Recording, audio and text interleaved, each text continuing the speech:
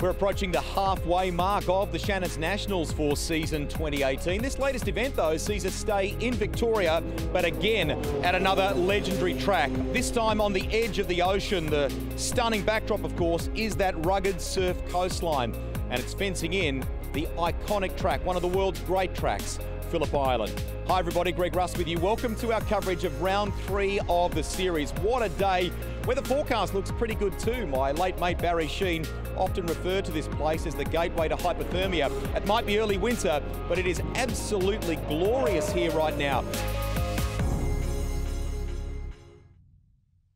The Sandown round for Chelsea Angelo and for the Wall racing team really was a weekend of mixed emotions. A really strong result for her against some of the other rising stars of the game, but then a crash that was quite a setback and a race against time, a massive rebuild for them. But you're here, and there's been a lot of hard work to get to that point, hasn't there? Yeah, it's been quite a massive amount of work for the boys back in Sydney with Wall Racing, so they were able to rebuild this whole car within just over a week.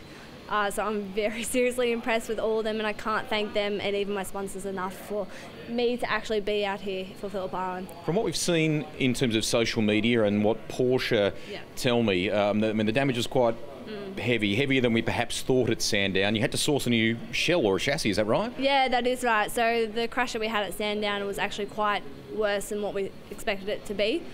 So that meant we had to get a whole new reshell of this car. So we had to import a whole chassis from overseas, and luckily there was one already on the way to the country.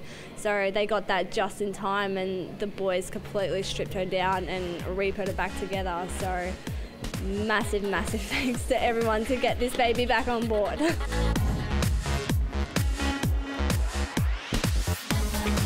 Without too much further ado, Richard Crail, who travels around this big brown land of ours calling Porsches and touring car masters and the like. Richard, welcome back. You get the feeling that this championship is right on the balancing point here this weekend with the young guns involved. As we approach the halfway point, Daz, in this race, round 3 of 6 in the Porsche Michelin GT3 Cup Challenge Australia.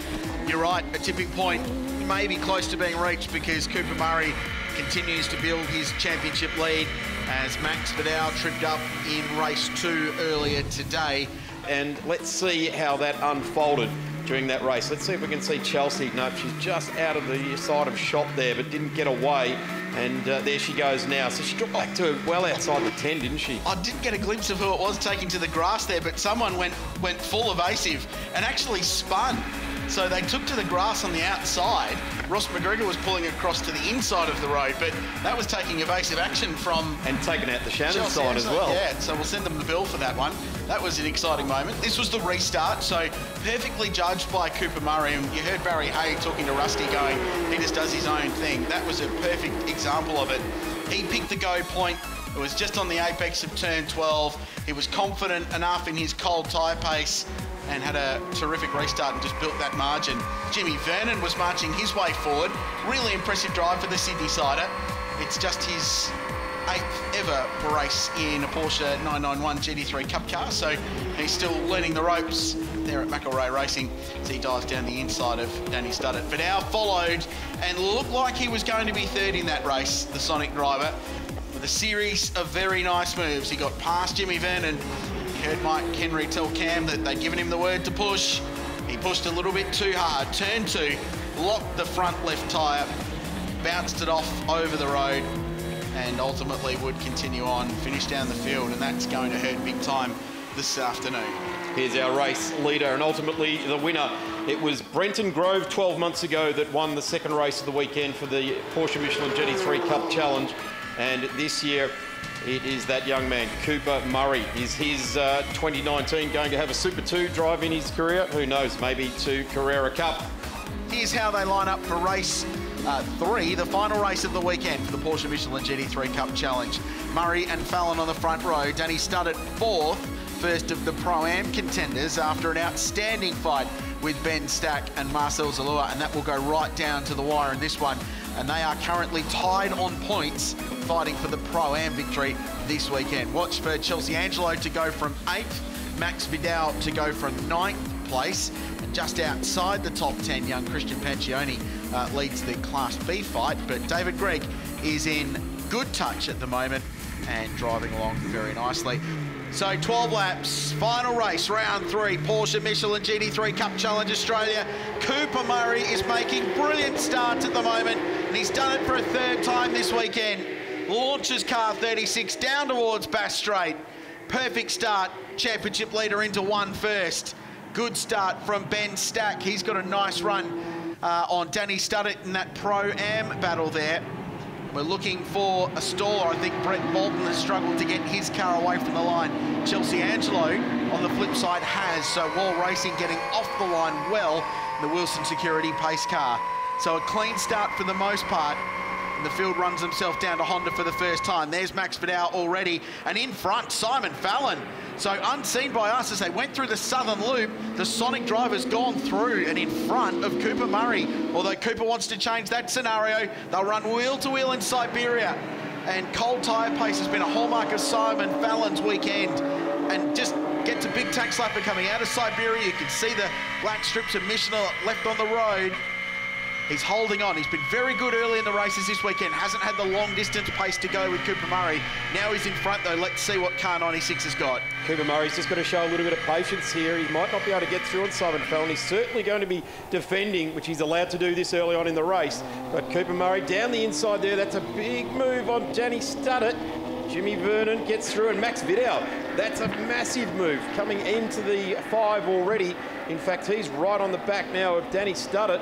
So the AM driver getting dispatched by a couple of the pros around onto Melinda's Terrace and looking down out onto Bass Strait now. Fallon leads the race and doing it nicely. But Cooper Murray is going to keep that pressure right up. I was just about to say we need to see the leaders because they're going at it, and Fallon locked a brake going into turn 1. So he was offline and the car was unloaded as he tried to rotate it in, but still managed to get it across to the apex and holds on. So that battle for the minors a little bit further back was Vidal trying to go around the outside of 11, and great drive out of the southern loop. Cooper Murray, phenomenal pace at the moment, but he doesn't have track position, and Fallon driving defensively. Covers his line down into Honda. Vernon watching on next, then it's Vidal who's finally cleared Studdert and got himself up to 4th place. Ben Stack is 6th. Marcel Zalua's been the big loser in the opening couple of laps. He's dropped a few spots back to 8th place in that compelling battle for the AM class. He's got Sam Fillmore and Shane Barwood behind him. Where did Blisters Bolton go? Well, he's 22nd. The bold living car right at the very back of the field. Yeah, it was a shame. He just did not move. He didn't even move a millimetre. The car did not engage drive. He did then mess around a little bit. We could see his hands flicking around inside there. And then once the field had safely got past, which almost didn't, because Ross McGregor had to take evasive action onto the dirt to get past him, as did that guy, Tony Martin, and he's ended off parked up in the grass as well. So he's on the apex of turn 4, the hairpin. So this is the start. Perfect launch for Cooper Murray, but it was unseen by us where Simon Fallon got through. We were watching the minors go at it. That opening lap was compelling stuff. So a couple of laps in, this battle continues at the front, and while they're doing this, Max Vidal and Jimmy Vernon are closing in them, and Vidal has got past Vernon up into 3rd place. Rusty? Richard, why don't we explore that story a little bit more? I've just spoken to Barry Hay as he walked up the lane after the race start there. They believe they have got the speed to match and to get by Fallon ultimately, and they've just told Cooper Murray, just keep doing what you're doing. Eyes forward, don't change a thing in terms of the way that you're racing right now. On the other side of the coin, at Sonic, Mike Henry, so experienced. He said, we've got to finish this race. Minimise the mistakes. If you can do that around the island, bring that car home, but still showing the speed we've seen from him today, maybe we can salvage something in this championship. And Rusty, for Mike Henry and the Sonic team, we just saw them on screen. They'll be hoping that Fallon can continue to just back Cooper Murray up a little bit, because Max Vidal has got great pace. He's clearly the fastest guy on the circuit. Last time round, 1:32.45, he was 0.7 of a second faster than the leaders.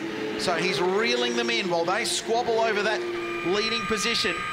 The other Sonic driver is catching them, and once again Fallon has to defend his line and just cover off Cooper Murray on the run into turn 4. And it's bringing Vidal and Vernon with him into the fight. Now Chelsea Angelo is catching them too. Danny Studdert's coming under fire now with Ben Stack around the outside. Nearly contact between the two AM drivers. Very, very close, side by side in their 997s there. And they come around through Siberia. Danny Studdert looks to be just backing these guys up a little bit. They're all competitors in the AM category with him, the Pro-Am category. Stack, Zazula, Fillmore and Barwood all behind him. And doing a pretty tough job out in front at the moment is Danny Studdert. Well, at the rate Max Vidal is catching the leaders, he'll be with them by the end of the next lap. He's taking considerable chunks of time out of them as this Pro-Am battle continues. And Danny Studdert finds himself under pretty serious pressure once again from Ben Stack. This battle for the lead closing in. Cooper Murray has had a really good run out of the final corner, and he's going to have a look as they get to the start-finish line. And once again, Fallon's going to have to drive defensively. Vidal again punches out the fastest lap of the race. Fallon again defensive. It's like a copy and paste lap after lap, but he's just doing everything right at the moment, Simon Fallon. Not making any mistakes. He's positioning his car in exactly the right place. I tell you what, though, Cooper Murray is trying to induce the mistake. Oh, here it is. There it was. Big tank slapper coming out of turn 2. Just got the power down. He's trying to induce it there. He's putting the nose up the inside of 3. Good pressure. Switches back to the inside now. Max Vidal is absolutely weighing in on this. So let's have a look at that. Cooper Murray tried to get the run around the outside, so Fallon was defensive on the run into turn 2. And just has the big tank slapper right there, trying to get 450 horsepower to the ground, and that slowed his exit, but Murray couldn't find a way past. But I'm interested to see their corner exit out of 11 and 12, because that's where car 36 has been stronger than anybody all weekend. Jimmy Vernon just back in 4th place watching these 3 go at it, going, go on, go on. I'm right here, I'm not far away from a top 3 slot. Vidal not in contention for the round win, so Murray will need to keep that in the back of his mind, that if he finishes where he is, he will win the round. He wouldn't want to lose a spot to Max Vidal. That might change the points game relative to Simon Fallon. At the moment, he'd take the round victory by 8 points. Great drive by Max Vidal to get onto the back of these guys, let alone contend for a victory. There's still 7 laps, plenty of time. Fallon. Up onto the ripple strip there with Cooper Murray. Fallon made a mistake. He locked a brake, and it checked the car up mid-corner, and that's allowed Murray to go down the inside now. Flat out through turn 3, long sweeper. Fallon will have the ideal positioning on the inside, but Murray, with such a good run, goes through. And now Max Vidal's going to try and go past his teammate, but just gets hung out to dry a little bit. He'll want to clear Fallon so quickly now. Vidal will be confident that he's got the car speed to go with the race leader, but he'll need to clear his teammate quickly if he wants to use it. Yeah, mate, I've got you there. Stephen Robertson left a shot, technical manager at Porsche Motorsport Australia. Paul Gert, the spare parts boss on the left, on the right, correction. Watching on, compelling racing, the Porsche Michelin GT3 Cup Challenge Australia. Cooper Murray leads the motor race now, so it's 2 Sonic cars chasing down the Ash Seawood car, and up the inside sends it. Max Vidal goes through in the Bob Jane Teamart's high-tech oils outfit and pushes his way into position number 2. Started this motor race out of position 9. Started the previous one off the back of the grid. Here it is again, down the inside. Simon Fallon running his own race, said, right, you want to go that deep into the corner, have a go. I'll catch you on the over and under on the way out. But the race within a race in GT3 Cup Challenge continues to be compelling. It's amazing, Daz, how this year the Porsche Wilson Security Carrera Cup and the Michelin GT3 Cup Challenge have mirrored each other in that they've got this epic fight with the pros at the front, and then you've got this amazing battle in the Pro-Am class. Tag Heuer Pro-Am in Carrera Cup has been outstanding this year as well. And defending is Ben Stack, covered his line. Marcel raced at the Bathurst 6 Hour earlier this year with Rob Woods and Stephen Johnson. Had a terrific run going there as Studdert tries to go up the inside. Sam Fillmore is buying into this as well. It's a great battle, and the old over-under at Siberia trick's going to work a treat there. Danny Studdert will go past Ben Stack, or will he? They'll go wheel to wheel past the hay shed. That takes a little bit of courage. That's very brave stuff. That's normally at the front with the pros, you see, that sort of commitment. Danny Studdert wisely just eased out of that and dropped him behind. Looks to the inside now. Yes, good pass. He's going to go side by side again. It's taken 4.5 Ks and he still hasn't got through. Ben Stack grimly holding on. Terrific fight. Just slowing these 3 up. Thoroughly entertaining battle. Max Vidal's just punched out the fastest lap of the race. Meanwhile, the gap's under a second We're watching a compelling battle. It's for the lead and the round victory in the Pro-Am class. It's under a second again, so he's reeled Cooper Murray back in, but he's got less than 4Ks now. In fact, he's got less than 3Ks now as they come up to turn 4. Very, very high threshold of braking for both these guys down into turn 4. Driving out of the corner, and again, just overdriving a little bit there, Max. Chelsea Angelo. She's off. Turn 2. And chucks away P5. Will lose quite a few spots in that. No, she won't actually. So such was the margin to Ben Stack. So they were sliding themselves up by warring over 6th place that she's emerged back on the road in that battle pack. So she might hold on to 5th here. Come back to you on that at the end of the race. So Cooper Murray has had a very, very good weekend. He was on pole. He won race 1. His rival fell off the road. He won race 2. His rivals came off. And now he's withstood 12 laps of unrelenting pressure. He had to fight his way to the front. But for the first time this year, we're going to have a clean sweep in the Porsche Michelin GT3 Cup Challenge. Phillip Island belongs to Cooper Murray. The championship leader builds his margin at the halfway point of this series. Let's go to Cameron in pit lane.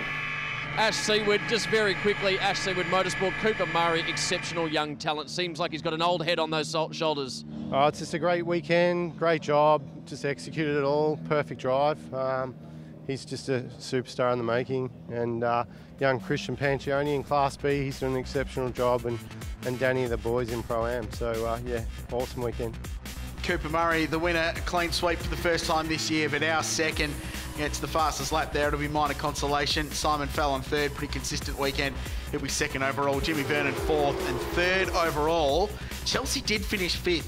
Dropped it at turn 2, and such was the intensity in that Pro-Am fight. They slowed themselves up warring. They were 30 seconds from the lead, and Chelsea was able to come off the road and still resume in front of them. Just, but got home in front.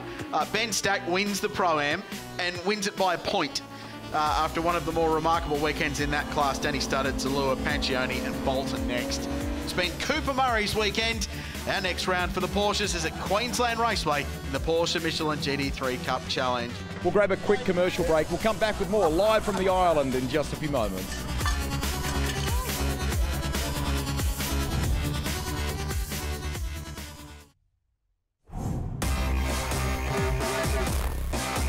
One of the headlines to emerge in the lead up to this round of the Nationals was a brand new title sponsor for the Australian Formula 4 Championship. With me now is CAMS General Manager Motorsport, Mike Smith. This is huge. Property development and investment firm Payce coming on board.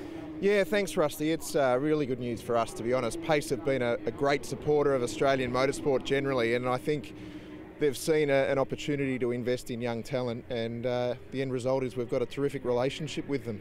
And that they're supporting those future stars, I think, is super important. For you guys, it is also another piece in a great portfolio of supporters that are strong in the constituent and motorsport place, aren't they? Oh, absolutely. I mean, development's all what we're about, to be honest, as a governing body. And, you know, our responsibility is to find the next Daniel Ricciardo and whoever may follow. So there's been a couple of companies that have got on board with us as part of our development programs, and Payce, of course, is the most recent one, but Castrol and Burson and Famous Insurance and even Hankook Tyres, they've been really, really supportive of what we're trying to achieve with this category. And I think we're now starting to see some results of that. You know, some of the talent that's come through this category is really starting to shine. So we're really thrilled to have them on board with us. Congratulations. Thanks, Rusty.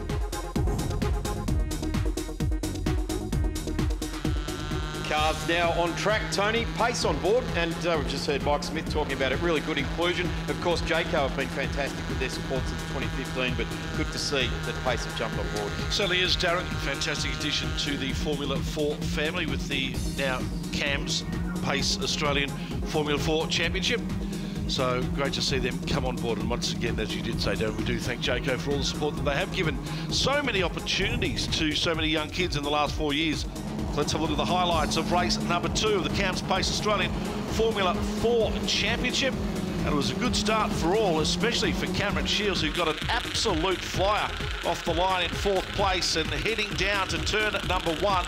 Just had his nose in front of Ryan Sewell, and that was allowing him to then hold that inside line into turn number 2 and take the lead for the first lap or so. And this was the early run right down the pit wall. Not a very common line taken here. In fact, it's more common seen in Formula Bs. They all like to line up and run right down the pit wall there, but certainly something different we're seeing from Cameron Shields, and he was going very defensive at that point to try and keep the number 31 of Jayden Ojeda behind him. Ran through Honda, and that's Ryan Sewell and Aaron Love, who had also a great battle for third and fourth.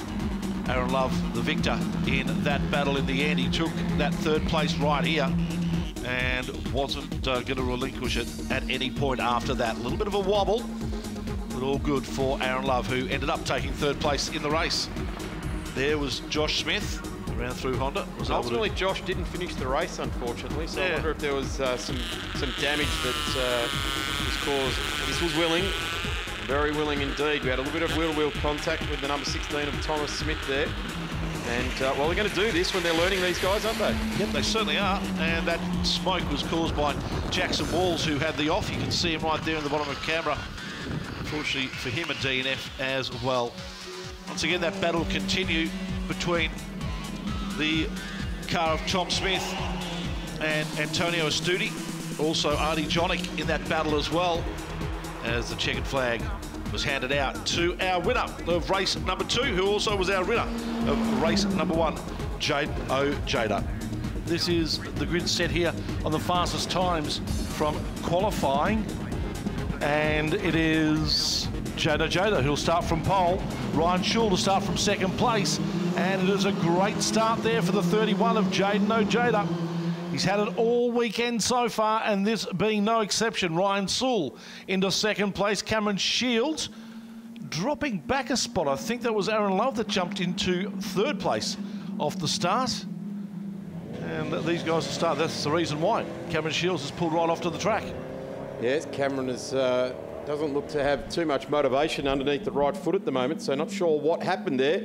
Didn't pick that up off the start line, but the field is, other than Cam, safely all the way through to turn 3 as we speak, and it's Jayden Ojeda leading over Ryan Sewell and Aaron Love. Have a look at Sewell now, try to look down the outside in the grey white real estate car. There's the Rising Star program emblazoned over the engine cowling of a number of these drivers involved with the Rising Star program. Great move by Ryan Sewell, gets up the inside and takes the lead down the back of the track as they make their way through Siberia and up through the hay shed. Aaron Love now putting the pressure on to Jayden Ojeda as well. Ryan Sewell, the only one of all drivers in that second race that was able to transfer his tyres from left to right to try and give himself a better opportunity. Unfortunately, it just didn't work out for him. The car just didn't work how they wanted it to. So any advantage that he may have had in race 2 just wasn't there in the end. So all drivers pretty much on similar tyres in this final race. So Cameron Shields is actually out of his car and walking back to the pits now. So it's parked up out of view from where we are, but it's down on the main straight. We'll see it parked up as these cars go past. There it is up against the guardrail off the MotoGP pit exit there. So he's taking no further part. Yeah, it is. It's been a bit of a tough weekend for Cam. He came in here, was fastest in practices on Friday, and looked to be the class of the field. And he certainly has been. We're not taking anything away from him. But every now and again, when you're doing as much racing as what Cameron is doing at the moment, there's going to be some swings and roundabouts. And every now and again, you have to get off the swings and get on the roundabouts, don't you? Yep. Before this race, after round 1, which of course was down in Simmons Plains at Tasmania a few weeks ago, Cameron Shields had a 7-point lead over Ryan Sewell in the championship. Ryan, at the moment, if he stays in front, will pick up 13 points over Cameron in this round and will take the lead in the championship by 6 points. So at the end of this race, we could have a new championship leader in the CAMS Payce Australian Formula 4 Championship.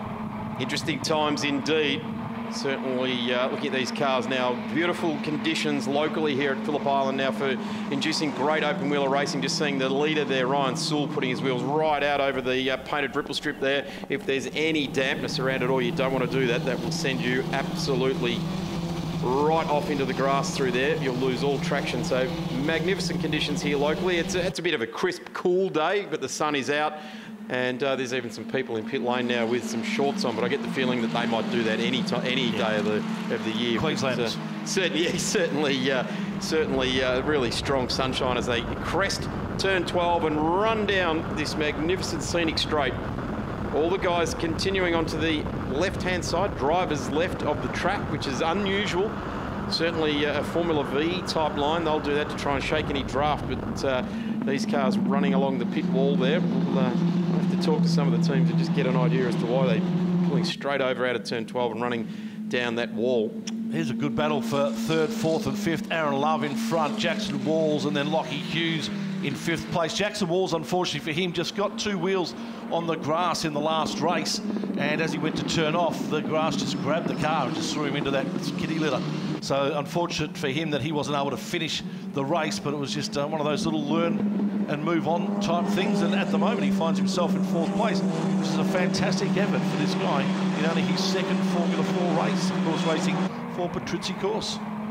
The Morris Finance leaderboard at the moment for Ryan Sewell in car number 5 got a compact lead of 0.6 of a second. Jaden Ojeda in the 31, Aaron Love in the 78, 1.6 back from there. Jackson Walls in the number 11, fourth.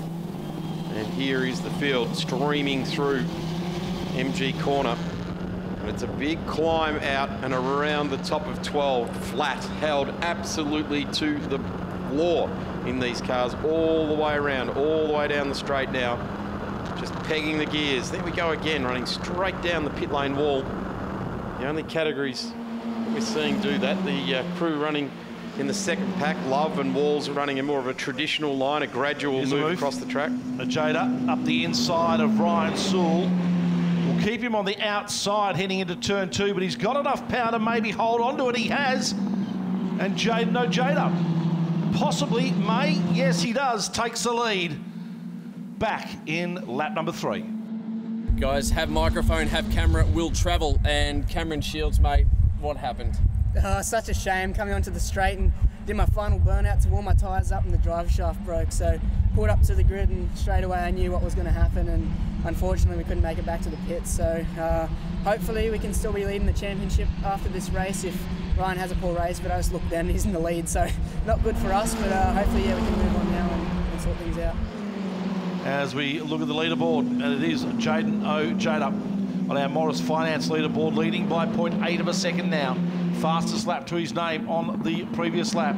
Ryan Sewell in second place. Jackson Walls has moved into third, a great move by him, and some great driving. All the boys down there at Patrizzi course will be absolutely rapt to see if this guy can finish in the top 3 in this race. Aaron Love in fourth, Lockie Hughes leading the rookies in 5th place.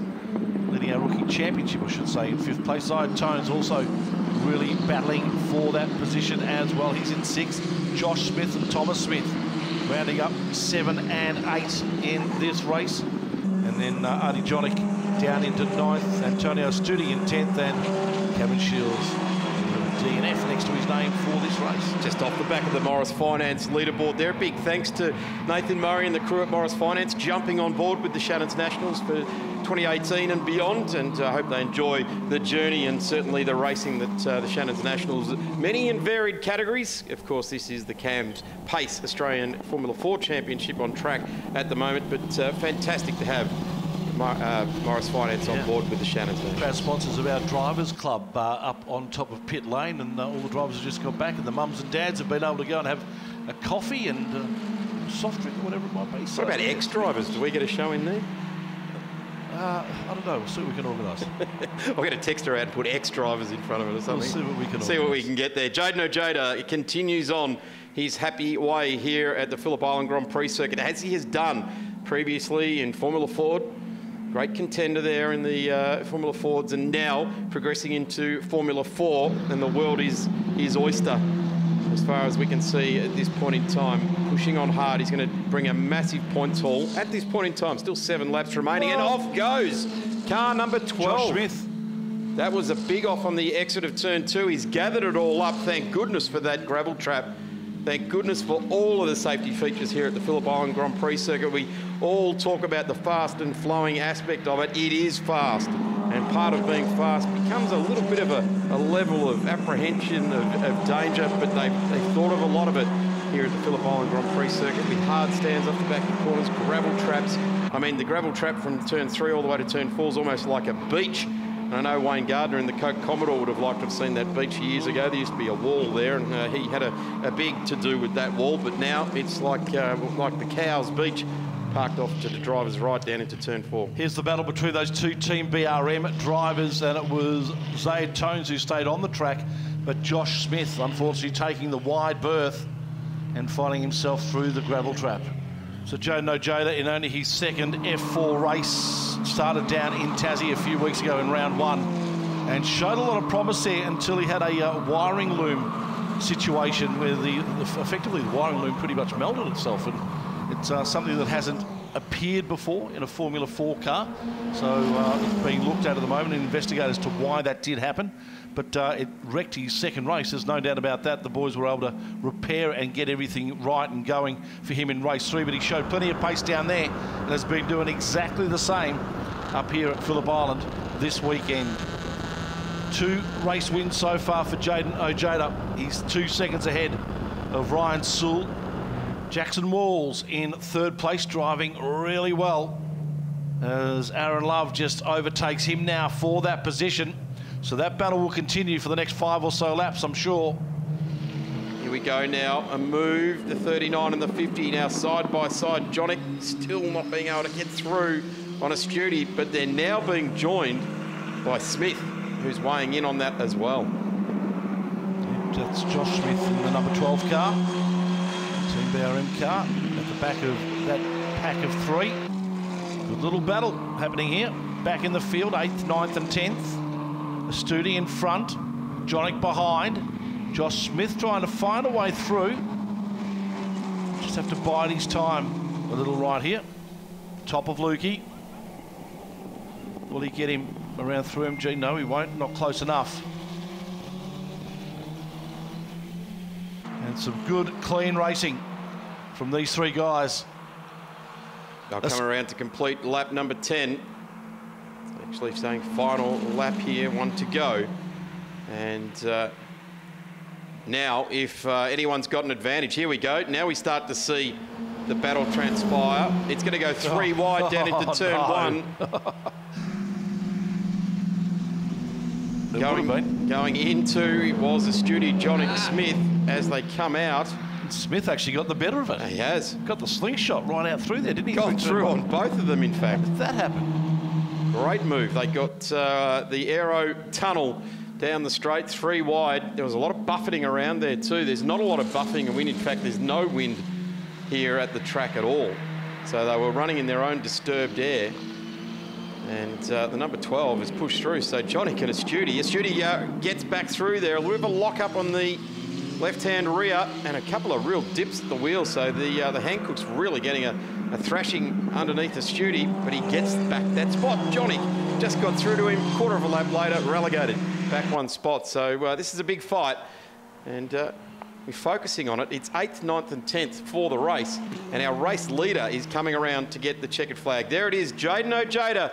Ladies and gentlemen, the CAMS Payce Australian Formula 4 Championship, race number 3, taken by the same guy that took race number 1 and 2 for the weekend. Congratulations to Jaden Ojeda on that victory here this weekend, and of course the team down at AGI Sport. Ryan Sewell bringing it home for 2nd, Aaron Love in 3rd. A great drive by Jackson Walls for Patrizzi course up into 4th place. I'll get a lot of confidence from that race today. Lockie Hughes 5th, Zaid Tones in 6th place. That's been a great battle between those 2, the 2 Smith boys. They're in 7th and 8th place. Of course, Thomas Smith and Josh Smith, and then Antonio Studi, Artie Jonick and Cameron Shields, unfortunately, a DNF. Yeah, that was amazing. Can't thank the boys enough. They gave me an awesome car all weekend. I'm just happy I was able to provide the goods for them. Yeah, had a bit of a rough start. I still managed to come out of, I got in a 2nd, but then the car wasn't feeling amazing, but then it just kept getting better and better the more laps I did. So just kept on pushing and kept on building a gap, and it was just a really good weekend. I can't be more happy. We hope you're enjoying today's covering with the Shannons Nationals, round 3 of the series from Phillip Island. A quick break and back with more.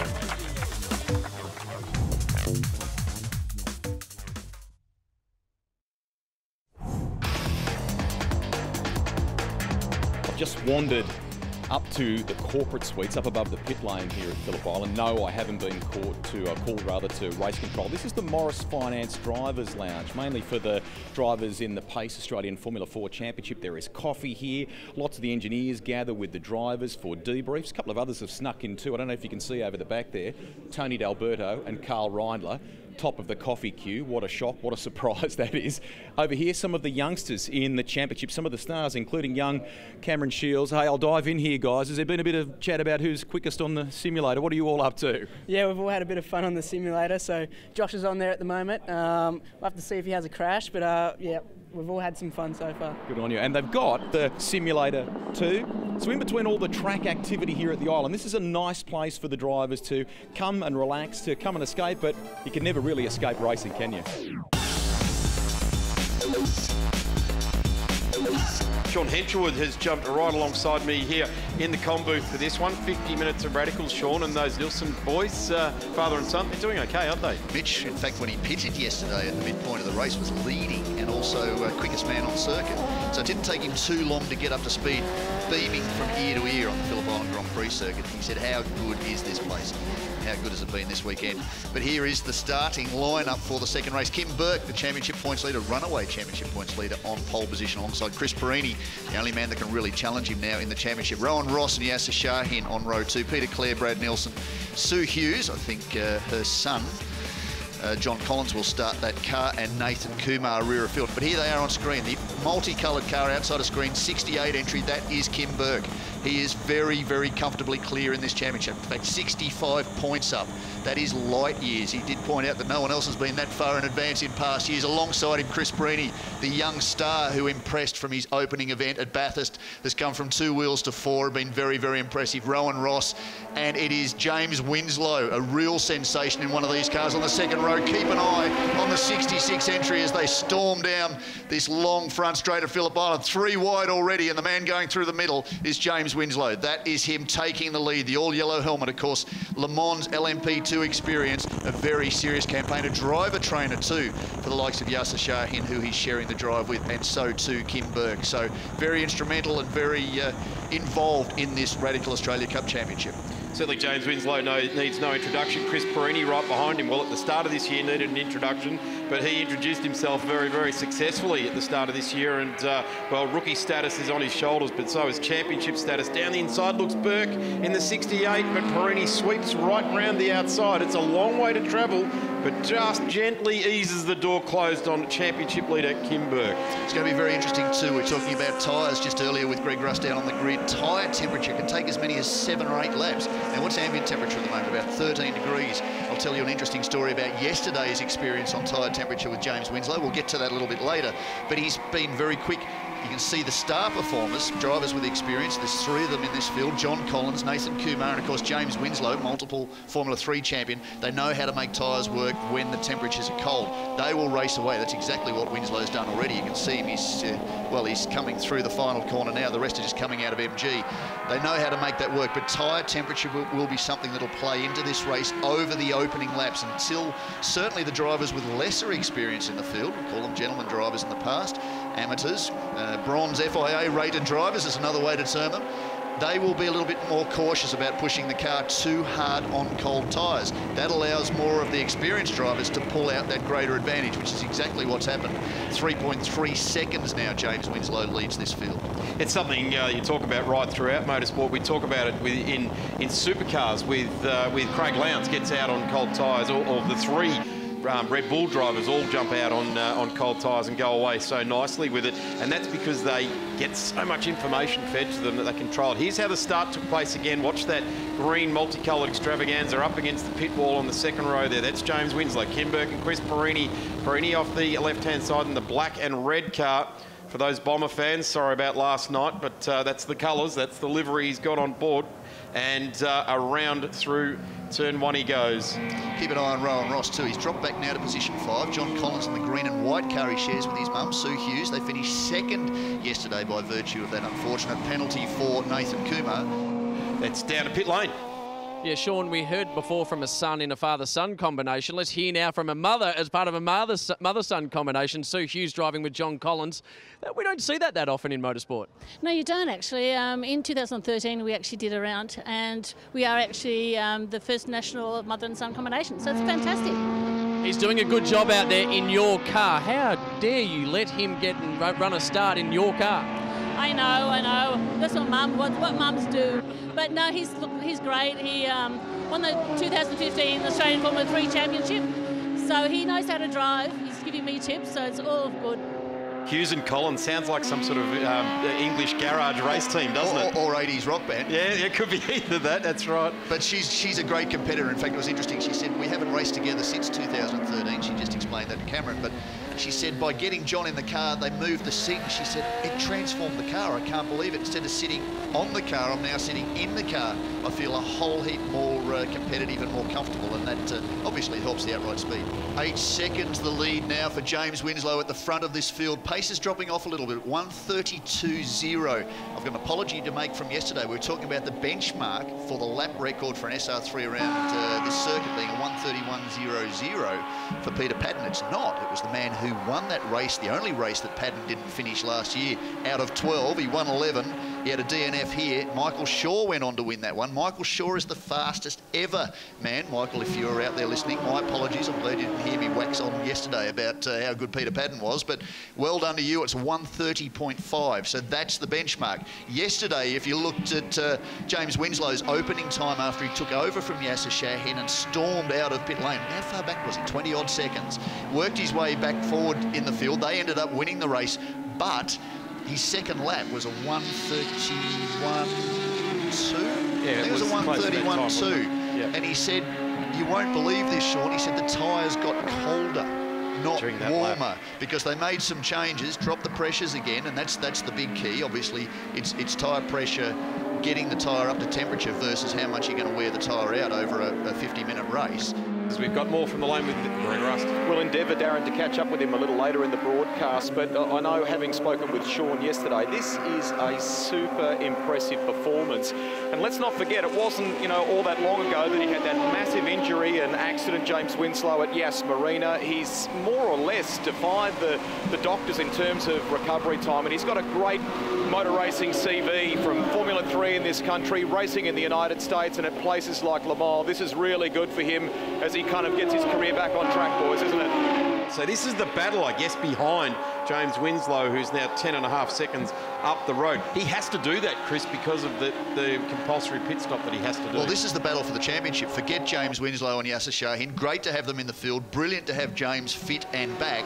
They're not in this championship hunt. The championship hunt is really between the 81 car and the 68 car. Now, the interesting thing here is Kim Burke has to get a move on. He loses 15 seconds due to his success so far in this championship. There's compensation times during the compulsory pit stop. He's stationary for 80 seconds. The man in front of him, who's the only man left now really in this championship, 65 points back, Chris Perini, stops 15 seconds less. This is going to give him a huge advantage. The thing he needs to make up is something like 45 seconds. 45 seconds during the pit stop on Kim Burke. That's why he's charging off into the distance. It's just set a 1:31.9, which is the benchmark for this race, and really pushing that 66 entry.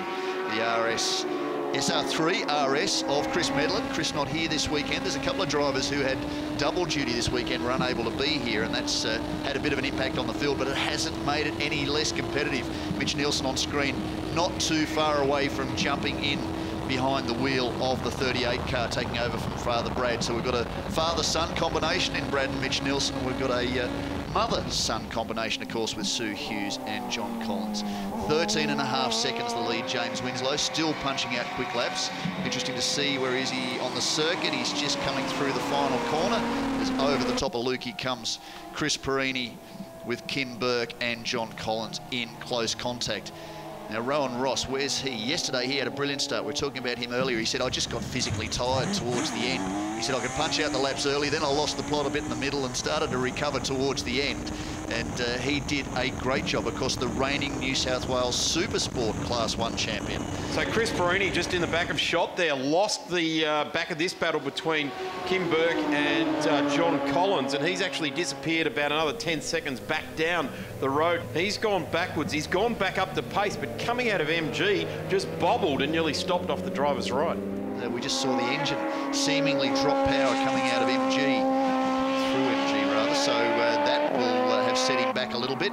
Just needs to get his head in the game. He got a little bit flustered at Bathurst after a brilliant opening round. He was all over race leader Peter Padden and made Kim Burke's life a real difficulty at Mount Panorama on his debut in the Radical. In the second race, he had an opportunity to get past Kim Burke, who held him up. The car wasn't quite to Perini's liking, of course, prepared by Garth Walden Racing.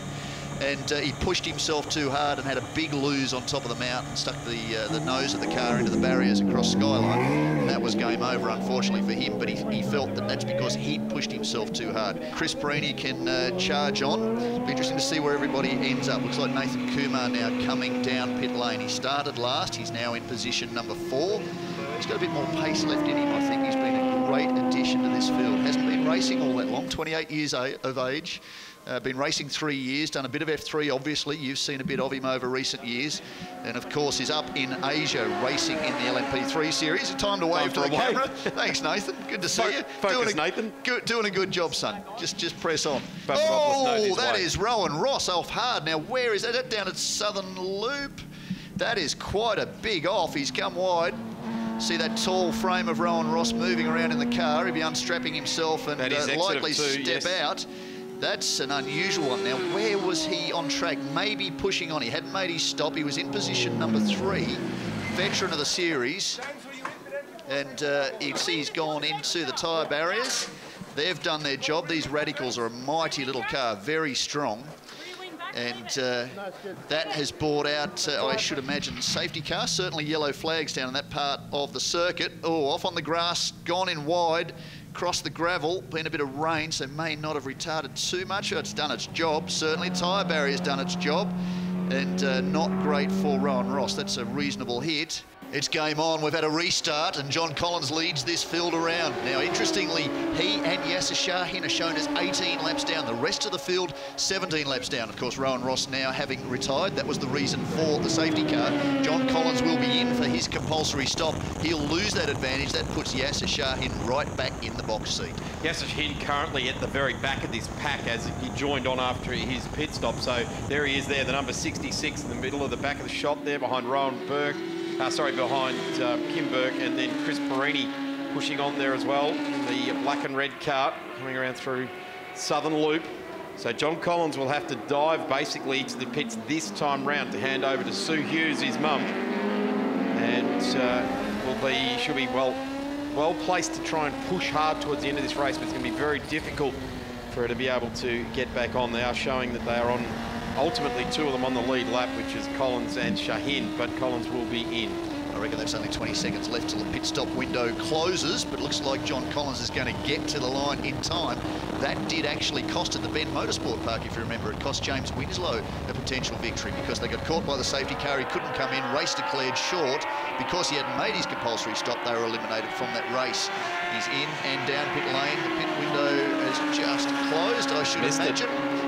There you go. So now Chris Perini leads this field on track, immediately behind Nathan Kumar. Now that is for a position on the podium. Down to cabin pit lane. John Collins in the lane. He actually asked the team if he could go for one more lap, and I can tell you they could just about hear him, or he could just about hear them from the lane as they screamed to him, box, box, box. So John Collins is now in just in time.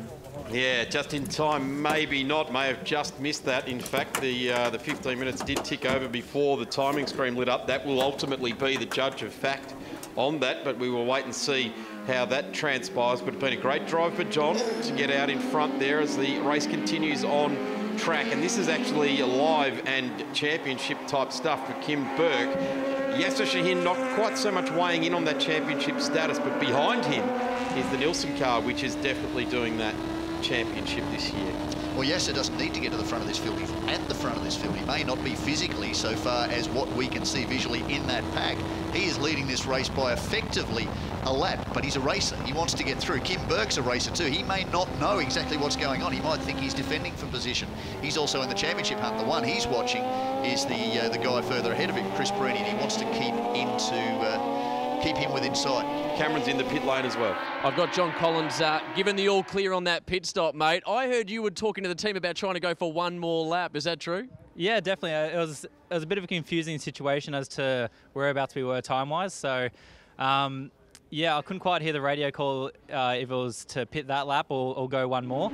So I thought it better to play it safe than sorry. So, yeah, we came in that lap. Here is James Winslow keeping a close eye on things, talking Yasser Shahin through everything. And this will be valuable too for Yasser Shahin for the 101 race a little bit later in the day. So interesting too to see what went on there. I wonder whether or not Mitch Nielsen was just trying to avoid the rear of Peter Clare's car just coming through that stage. He's still in this battle with Yasser Shahin, and it's very racy.